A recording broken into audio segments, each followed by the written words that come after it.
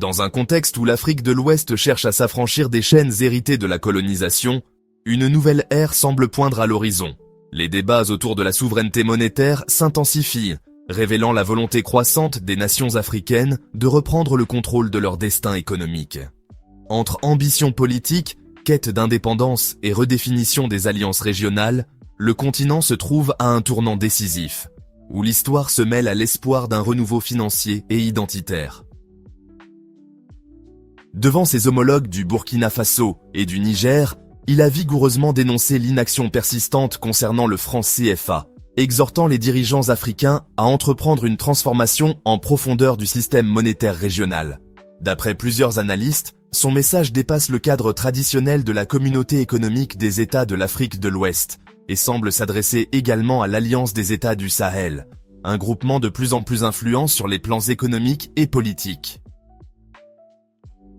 Alors que la CEDEAO peine à concrétiser la mise en place de sa monnaie commune, l'ECO, les membres de l'AES, le Mali, le Burkina Faso et le Niger, progressent rapidement vers la création de leur propre instrument financier.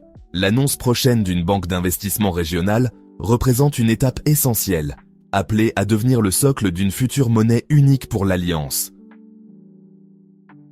Cette dynamique pourrait inspirer d'autres nations d'Afrique de l'Ouest, désireuses de tourner la page du franc CFA et d'échapper aux lenteurs institutionnelles de la CEDEAO. Le Sénégal, notamment, semble prêt à envisager de nouvelles orientations monétaires. En avril 2025, le président Bassirou Diomaye Faye avait déjà déclaré que Dakar n'excluait pas un retrait unilatéral du franc CFA si les discussions régionales n'aboutissaient pas. Les bénéfices attendus d'une monnaie commune au sein de l'AES sont considérables. Elle offrirait une réelle souveraineté monétaire, permettant aux États concernés de gérer librement leurs taux d'intérêt, leur masse monétaire et leurs réserves sans tutelle extérieure.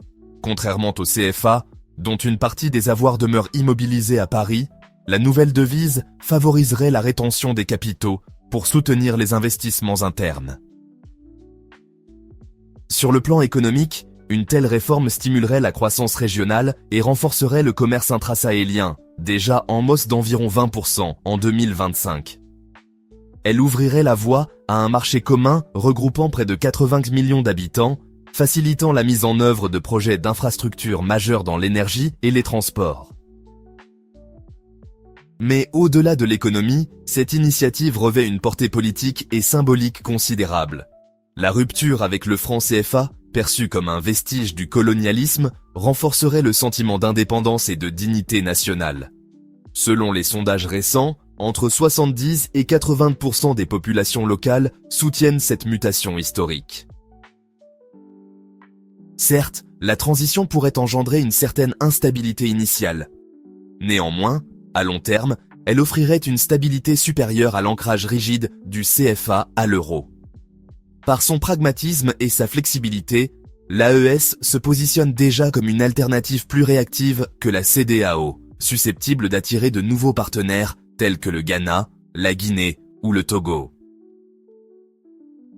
Pour ces nations, rejoindre l'Alliance signifierait bénéficier de crédits libérés, de conditions néocoloniales, d'une croissance commerciale estimée entre 10 et 15% et d'une intégration régionale renforcée. L'AES pourrait ainsi devenir, dans les années à venir, le moteur d'une souveraineté monétaire africaine, offrant à l'Afrique de l'Ouest une occasion historique de bâtir un avenir économique affranchi de toute domination étrangère.